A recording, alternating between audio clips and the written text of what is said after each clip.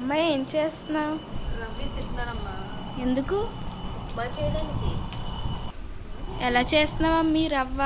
ఇంకో బియ్యం శుభ్రంగా కడిగి ఆరబెట్టి ఇలా తిరగల్లో వేసుకుని విసురుకుంటే చిన్నగా రవ్వ వస్తుంది.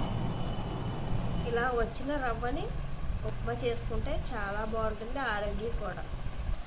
ఇలా ఇసిరిన రవ్వ మనం జల్లిట్లోకి పోసుకుని విసురుకుంటే రవ్వకు రవ్వ, పిండికి పిండి సపరేట్గా వస్తుంది. చూసారు, ఇలా ఇసిరిన రవ్వలో మనం జల్లించుకుంటే పిండి వస్తుంది. అప్పుడు రవ్వ కూడా చాలా బాగుంటుంది ఉప్మా. ఇప్పుడు దీన్ని ఉప్మా చేసి చూపిస్తాను నీకు.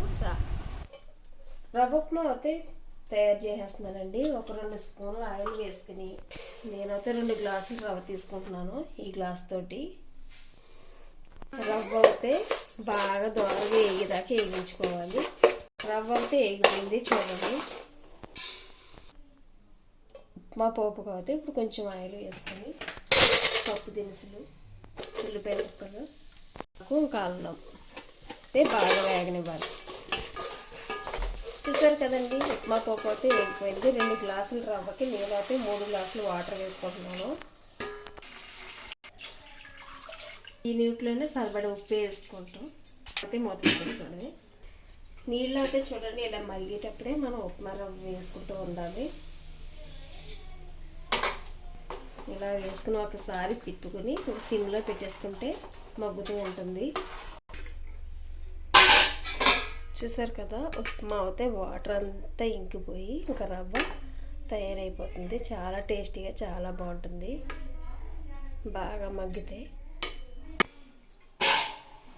ఉప్మా అయితే చూసారా ఎంత గుల్లగా ఎంత బాగుందో.